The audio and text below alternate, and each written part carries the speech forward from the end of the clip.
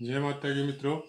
आज बात करते हैं गुरु ग्रह की। गुरु ग्रह का प्रभाव, उसकी मित्र राशियाँ, उसी के बारे में बात करते हैं। आप सब जानते हैं गुरु ग्रह की स्वराशि दो है, एक धनु और एक मीन।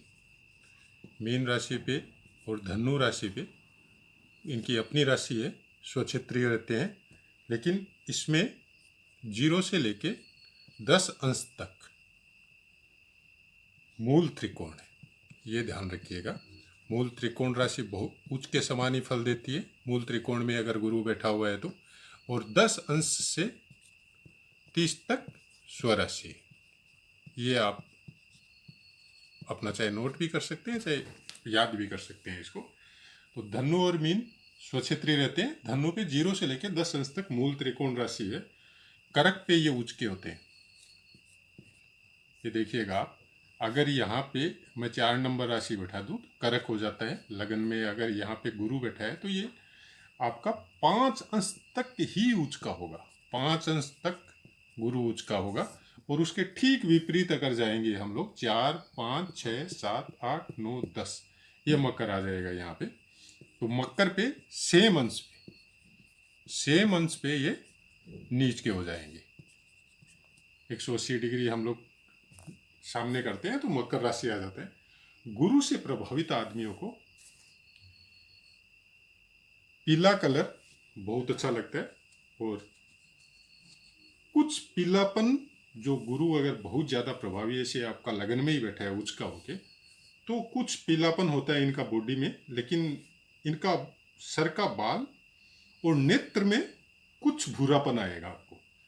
एकदम पूरा का पूरा ही पीला पीला नहीं होगा। छाती लंबी चौड़ी होती है और शरीर भी बड़ा बलवान, बोल भी सकते हैं, नहीं भी बोल सकते हैं, लेकिन दीर्घाकार शरीर होता है इनका। कप प्रधान रहता है इनको।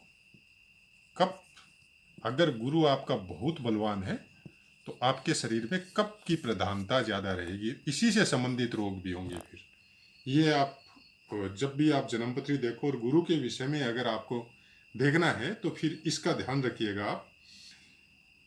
गुरु से हम लोग पिता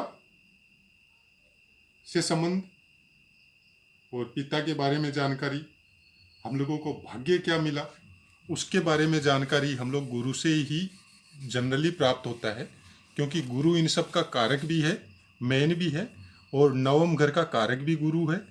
तो पिता के बारे में अगर देखना है तो नवम घर को तो देखना ही है, आपको गुरु से भी देखना है। फिर अगर आपको धर्म के बारे में देखना है, अपना भाग्य के बारे में देखना है, तो गुरु को भी देखना है और इस घर को भी देखना है, 9th हाउस को भी देखना है। और गुरु प्रधान आदमी जनरली सत्कर्म में रहते हैं। पुत्र उत्तम वंश, मतलब अच्छे वंश में, अच्छे कुल में पैदा होते हैं, बड़े बड़े मठाधीश होते हैं, बहुत बड़े ज्ञानी होते हैं। देखिए, ज्ञान बुद्ध से भी मिलता है, लेकिन बुद्ध से मिला हुआ ज्ञान वो आपका व्यवहारिक होगा, मतलब आप उसका प्रेजेंटेशन दे सकते हैं। लेकिन गुरु का आदमी, गुरु आप देखते हैं बड़े बड़े ज्ञानी, सन्यासी, महात्मा, संत, मठाधीश, पैगंबर टाइप के आदमी, तो ये लोग क्या गंभीर होंगे, बुद्ध की तरह ज्यादा बोलने वाले नहीं होंगे। ये गंभीर होंगे, कम बोलेंगे, तोल के बोलेंगे और पिन द पॉइंट बोलेंगे। आपको ये नहीं है सारा दिन मतलब ज्ञान है तो ज्ञान को बांटते घूमेंगे, नहीं। किसको क्या बोलना है और कितना देर बोलना है, कितना शब्द यूज करना है, ये गुरु प्रधान आदमी करेंगे। इनकी बातों का इफेक्ट भी होता है। ये कम बोलता है, पूरा मतलब आपका पूरा बात सुनने के बाद में हो सकता है एक ही लाइन बोले, उस एक ही लाइन में पूरा बात का उत्तर आपको मिल जाएगा, अगर आप समझदार है तो। और अगर समझदार नहीं है तो ये आपके साथ बकवास नहीं करेंगे, ये चुपचाप अपना रास्ता चेंज कर देंगे या आपको बोल देंगे जाने के लिए। तो गुरु प्रधान आदमी जनरली आपको इसमें मिलेंगे। आपको धर्म कर्म के कार्यों में रत रहने वाले ज़्यादा मिलेंगे, या कोई बड़े पद पे अधिकारी के तौर पे उसमें भी आपको मिल सकते हैं। ये मंदिरों में जो पंडित वगैरह रहते हैं, वो रहते हैं, उनका भी गुरु तेज होता है। उनका बुद्ध भी स्ट्रोंग होता है, गुरु भी स्ट्रोंग होता है। उसी वजह से ये पंडितों के क्या है कि जैसे भागवत कथा वगैरह ये सब जो लोग करते हैं तो उनका बुद्ध बहुत ज़्यादा तेज होता है, हो सकता है गुरु कम तेज हो, ये बोल के वो लोग, उन लोगों का डिलीवरी पावर ज़्यादा होता है और वो लोग सारे दिन बोलते रहते हैं। गुरु प्रधान आदमी, गुरु से कनेक्टेड जितने भी गुरु, जैसे आपका राशि के अंदर कहीं भी बैठा हो, लेकिन आप ध्यान रखिएगा इसका धन गुरु से ही आएगा आपको। अगर मतलब भाग्य से कनेक्टेड जितनी भी चीजें हैं, जैसे आपका धन है, सुख है, बुद्धि है, धर्म है, भाग्य से आपको पूर्व भाग्य, आपका प्रारब्ध आपको क्या मिला है, उससे जब आपको कनेक्शन करना है या उससे संबंधित कोई चीज पूछना है तो आपको गुरु को देखना पड़ेगा। से अभी आपका कोई महादशा कोई दूसरा चल रहा है, उसमें अगर गुरु का अंतर्दशा आ गया, उसका मित्र का अंतर्दशा आ गया, तो वो फिर गुरु को देखना पड़ेगा आपको कि गुरु से वो ग्रह जो आपका दशा में है या प्रत्यंतर दशा में है, अंतर्दशा में है, तो वो कैसा है। मतलब अगर आपने कोई अभी तकलीफ में चल रहे हैं तो उस तकलीफ का सुधार कब होगा, तो आपको दशा अंतर्दशा तो देखना ही है, लेकिन गुरु से गोचर देखना पड़ेगा आपको, और गुरु से उस दशानाथ को देखना पड़ेगा, अंतर्दशानाथ को देखना पड़ेगा कि वो आपका सपोर्ट अभी कर रहा है कि नहीं कर रहा है। वो आपको सपोर्ट कर रहा है तो ये श्योर है कि आपका उस दशा में या उस अंतर्दशा में आपका ठीक होगा, टाइम जो आएगा वो ठीक टाइम आएगा। मित्र राशि गुरु की, मित्र है आपके सूर्य, चंद्र और मंगल, ये तीन आपके मित्र हैं। और सम में शनि, मतलब शनि के साथ इनकी न तो शत्रुता है न मित्रता है। शत्रु में आपको बुध है, बुध से इनकी शत्रुता रहती है, और शुक्र से इनकी शत्रुता। तो एक चीज आप हमेशा ध्यान रखिएगा, गुरु एक ऐसा ग्रह है, मतलब ये सबसे ज्यादा जिनको बोला जाता है ना सौम्य ग्रह, सुख देने वाले ग्रह, आपको हर चीज में सफलता देने वाले ग्रह, आपको कभी भी पीड़ा नहीं देने वाले ग्रह। गुरु कभी किसी को पीड़ा नहीं देता है, चाहे वो कहीं भी बैठा हो, चाहे यहां बैठा हो, चाहे यहां बैठा हो, चाहे यहां बैठा हो। ये अपना फल कम हो सकता है इनका, गलत जगह के मालिक भी है तो भी अपनी दशा अंतरदशा या प्रत्यंतर दशा में ये खराब फल नहीं देंगे, ये फल नहीं देंगे, ऐसा हो सकता है। तो क्या होगा, जैसे आपका ये 6 हाउस का मालिक है, सपोज इनकी दशा या महादशा या अंतरदशा आ गई, ये अपना फल नहीं देंगे, मतलब आपका रोग भी नहीं होगा, आपका शत्रु भी नहीं होगा, और कुछ भी नहीं होगा इस से कनेक्टेड। लेकिन होता क्या है, जैसे गुरु ने अपना गलत फल देना बंद किया तो यहाँ पे कोई दूसरा ग्रह बैठा है, या इनका प्रभाव कम होने की वजह से कोई दूसरा ग्रह जो मारक है या गलत जगह का मालिक है और वो गुरु के साथ बैठा है या इस जगह को देख रहा है कहीं से, तो वो खराब फल दे सकता है। मतलब गुरु ने अगर खराब फल देना या अच्छा फल देना जो भी है बंद कर दिया तो दूसरे को मौका मिलता है। होता क्या है, जैसे घर में मतलब कोई आपका बात नहीं सुन रहा है तो आप वो क्या करता है, आप बाहर में जाएगा ना। सेम कहानी है ये। गुरु और शुक्र दो ग्रह ज्योतिष शास्त्र में ऐसे हैं कि ये खराब होने के बावजूद भी आपको खराब फल नहीं देंगे, साइलेंट हो जाएंगे। तो इसको आपको इस तरह से समझना पड़ेगा कि कल को हो सकता है आपका यहाँ का मालिक हो, से यहाँ पे 9 नंबर राशि आई, धनु राशि आ गई, और धनु राशि में ये यहाँ का मालिक होके और अगर भाग्य में बैठ गया तो क्या बोलेंगे, आपका भाग्य तो गया, ऐसे ही बोला जाएगा ना। तो हमारा कहने का मतलब ये है कि आपका भाग्य कहीं नहीं गया, ये आपको भाग्य का अच्छा फल देंगे, कारण सौम्य ग्रह है। और धनु राशि इनकी अपनी राशि है तो ये 8वां घर का भी आपको अच्छा फल देंगे, आपकी आयु बढ़ाएंगे, आपको गुप्त ज्ञान देंगे, आपको ज्योतिष भी बना सकते हैं ये, और आपको अचानक संपत्ता या अचानक धन आपको ये दिलवाएंगे। अब यहां से बैठ के जब ये यहां देखेंगे तो यहाँ के कारक भी है, तो धन की कमी नहीं होने देंगे आपको। तो इस तरह से आपको देखना पड़े, जब यहां से बैठ के ये 1 2 3 4 5 12वां घर को देखेंगे तो आपका विदेश यात्रा करवाएंगे, आपको विदेशों से धन का इनकम करवाएंगे। तो गुरु के बारे में आपको इस तरह से प्रिडिक्शन देखना पड़ेगा। पहले तो आप ये भूल जाइए कि गुरु को कभी भी कहीं पे भी बैठा हो और कहाँ का भी मालिक हो, आप वो प्रिडिक्शन कभी मत कीजिएगा कि गुरु का आपको ये खराब फल मिलेगा। जनरली आपने देखा होगा, चैनल वगैरह में भी देखते होंगे कि आपको गुरु दोष है। अब गुरु दोष क्या होता है, मैंने तो आज तक नहीं देखा, न कहीं पे पढ़ा है कि गुरु का भी कोई दोष होता है क्या। खासकर लेडीजों को बताया जाता है आपका गुरु दोष है, तो आप गुरु का पूजा कीजिए, आप ये कीजिए, पूजा कीजिए। मैं पूजा के अगेंस्ट में नहीं हूँ, आप भगवान का भी पूजा कीजिए, आप बड़ों का सम्मान भी कीजिए, आप पंडितों को भी मानिए, आप सन्यासियों को भी मानिए, सब कुछ कीजिए, मैं उसके अगेंस्ट में नहीं हूँ।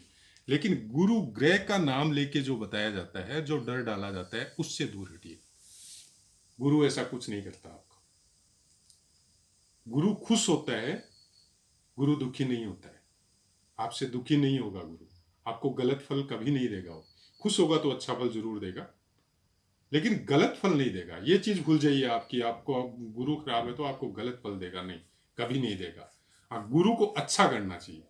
गुरु को अच्छा करने से क्या है, सबसे अच्छा है आप बड़ों का सम्मान कीजिए, अपने घर के बड़ों का सम्मान कीजिए, सबको आदर भावना से देखिए, गलत आचरण बंद कर दीजिए। तो आजकल कलयुग में, आजकल का जो प्रेजेंट माहौल है, इसमें तो बहुत मुश्किल है। आप ज़्यादा से ज़्यादा जितना अच्छा कर सकते हैं उतना कर सकते हैं, लेकिन क्या करेंगे, जब घर से बाहर निकलेंगे तो आपको वही सब मिलेंगे, तो उनके अनुसार ही चलना पड़ेगा। तो गुरु का दोष बोल के कुछ नहीं होता है। आप अगर जो भी अगर कुंडली में भी देखें, और अगर कोई माता बहन भी कोई सीख रही है, कोई मेरे चैनल से जुड़ी हुई है, तो आपको अगर बोला जाता है कि आपका गुरु खराब है, आपको गुरु की वजह से ये प्रॉब्लम आ रही है, खासकर बोला जाता है सप्तम घर की वजह से। मतलब लड़की का कुंडली में अगर पति का घर देखना है तो सप्तम घर, सप्तम घर का कारक हो जाएगा गुरु, गोचर। मतलब अगर लड़की का कुंडली में अगर पति का घर देखना है तो गुरु से देखना पड़ेगा। तो अगर गुरु खराब है आपका, तो आपको बोल दिया जाएगा कि आपको गुरु दोष लगा हुआ है, इसलिए पति से नहीं बन रही। नहीं, ऐसा कुछ नहीं होता है, न कहीं पे कुछ लिखा है। अपना वैदिक ज्योतिष में पाराशर जी ने ऐसा कुछ नहीं लिखा है, किसी भी किताब में मैंने नहीं पढ़ा अभी तक। अब बहुत से एस्ट्रोलॉजर को भी मैं फॉलो करता हूँ, अब जो घास की तरह उग गए हैं चारों तरफ ऑनलाइन, तो उनका तो मेरे पास भी कोई उपाय नहीं है।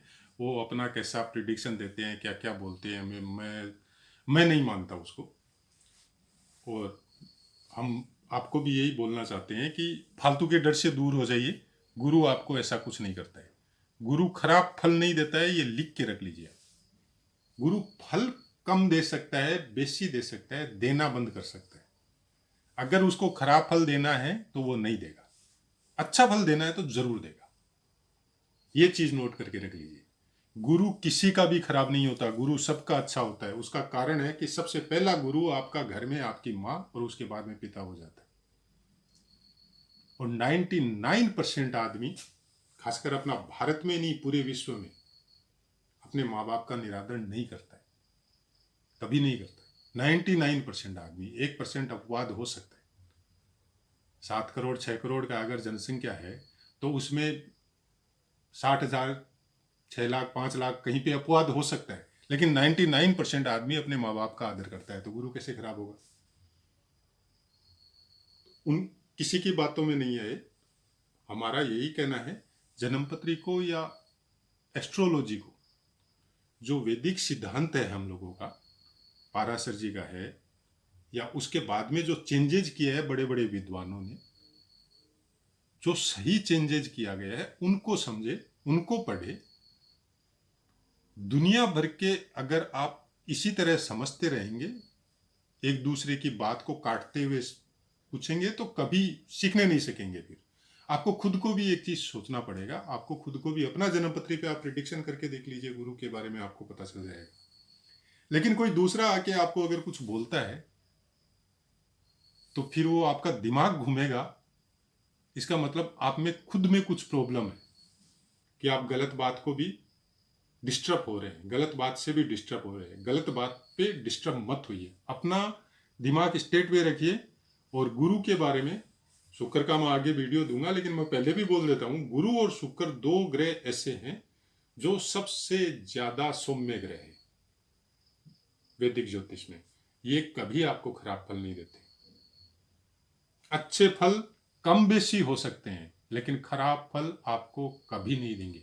ये चीज ध्यान रखिएगा। अब गुरु अच्छे फल नहीं दे रहे तो उससे कमजोरी आएगी। गुरु से संबंधित चीजों की, गुरु के कारक भावों से कनेक्टेड चीजों की आपके अंदर कमजोरी आ सकती है। उन चीजों, जैसे गुरु धन का कारक है, गुरु ज्ञान का कारक है और गुरु धर्म का कारक है।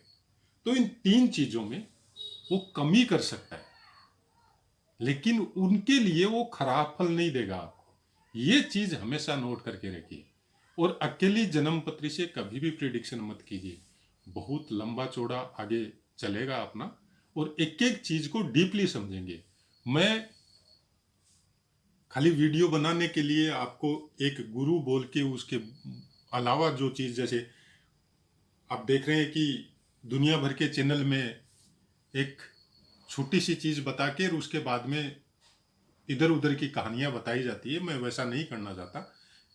मेरे पास भी इतना ही टाइम है और मैं ये चाहता हूं कि जैसे मेरे को मेरे टाइम का वैल्यू का पता है, वैसे ही सुनने वाले के पास भी उतना ही टाइम है। तो उसको कम समय में जितना चीज अच्छा से मिले, अलग अलग डिपार्टमेंट बना के मित्र का अलग बना दिया, शत्रुओं का अलग बना दिया, सम का अलग बनाया, तो गुरु का बनाया तो गुरु का एक पर्टिकुलर में आधी घंटा खाली गुरु पे आपको वो दूं, बताऊं सब चीज उसकी डिटेल, लेकिन एक्चुअल डिटेल जो होनी चाहिए, न तो कारक की बताऊं न कोई और की बताऊं, और वो ऐसे ही वीडियो बना दूं। फिर उसके लिए अलग एक वीडियो और बनाऊं, उसके लिए 5 वो पार्ट और दूं, तो वो वैसा मैं नहीं करना चाहता। मैं ये चाहता हूं कि एक ही पार्ट में जितना मैं समझा सकता हूं उतना समझा सकूं। क्यों कि यही पाठों को लेके बाद में हम लोग जब अभ्यास कुंडलियां रखेंगे तो इसी से कनेक्टेड बातें करेंगे। फिर तो मैं ये नहीं चाहता कि वो ही पार्ट मेरे ये जो बेसिक नॉलेज वाले पार्ट है ये ही आपको बहुत ज्यादा हो जाए।